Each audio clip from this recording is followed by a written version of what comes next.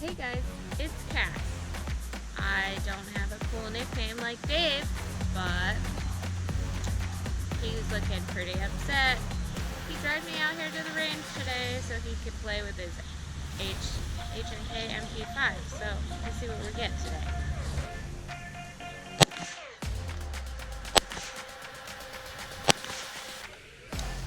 Hey guys, Dave the On Station here. We are out here at the range. We are shooting the HK SP5. This is like the first time I guess I've ever shot for speed and accuracy. We're gonna see how long it takes for us to clear a plate rack. So let's see how we do here.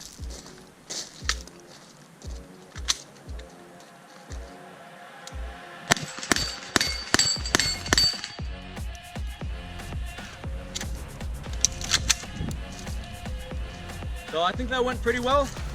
We're gonna continue to do some more testing and more shooting.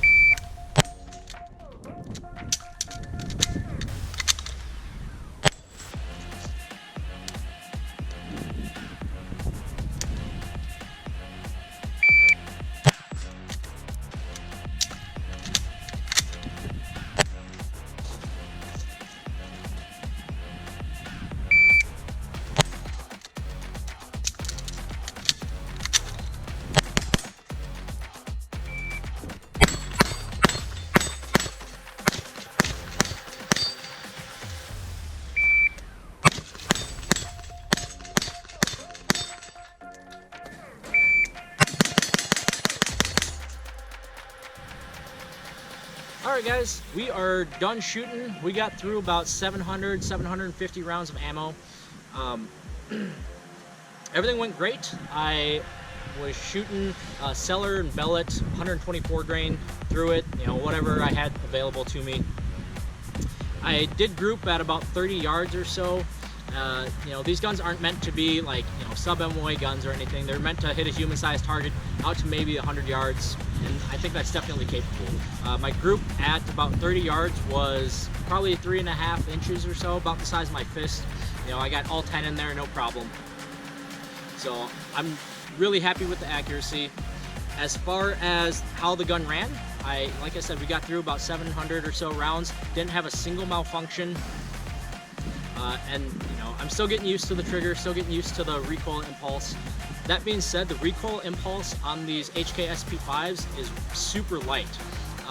It's a lot longer of a push, and it's pretty gentle instead of like a really snappy, recoil impulse that you'd see from like a Stray Bog or a Banshee or other, direct blowback pistol caliber carbines. Now, the thing that I talked about in that previous video about the thread protector, definitely saw that again today, if not even a little bit more so once we were shooting a little bit more rapid succession. The thread protector definitely started back off after pretty much every string of fire that I did. I had to kind of tighten that back down. Another thing I will say with the brace on there, the SP5 or 5A, it's a little grippy. So especially when I was doing reloads, I'd bring it up and it would start to catch on my shirt a little bit. Now, you know, I'm sure that comes with training, or I could, you know, bring the gun out a little bit farther to, you know, alleviate that problem, but that's something to keep in mind. Now, the brace ran fine, super solid, didn't have any problems with that at all. You know, so shooting it with the brace on was definitely a really enjoyable experience.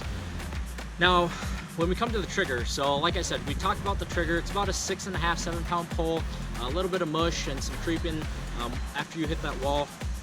I was still able to shoot probably 0.17, 0.16 splits on there. Still really good for, you know, my first time taking it out.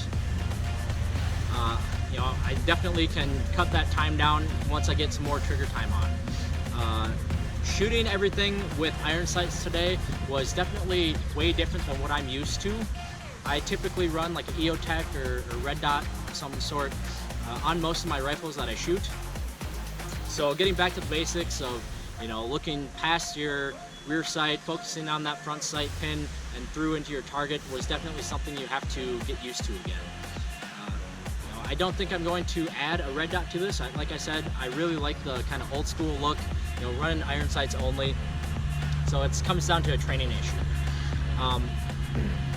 Now the magazines, just in the couple reloads and stuff that I did, when you throw them on the ground, that finish, especially out here at the range where the ground is all gravel, the finish does start to chip a little bit on the mags. You know, that's not such a big deal to me, but you know, keep in mind that these mags do run, you know, between $60 and $80 depending on where you get them from. So having something that is, you know, if you're worried about the finish and stuff, you know, just keep that in mind. Don't throw your mags around.